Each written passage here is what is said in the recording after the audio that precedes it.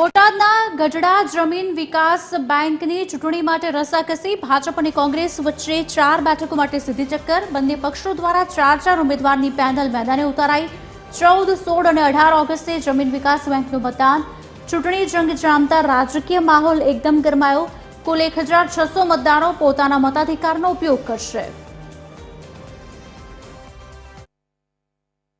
4 ઉમેદવારે ફોર્મ ભર્યા છે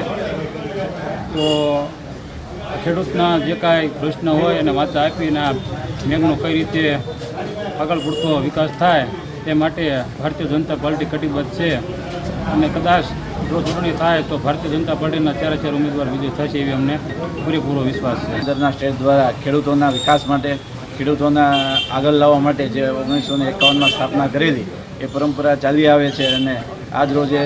બેંકની ચૂંટણીઓ માટે પ્રક્રિયા ચાલુ થઈ છે। એની માટે અમે જિલ્લા ખેતી વિકાસ બેંકમાં પ્રતિનિધિ તરીકે ઉમેદવારી પત્ર નોંધાવ્યા છે।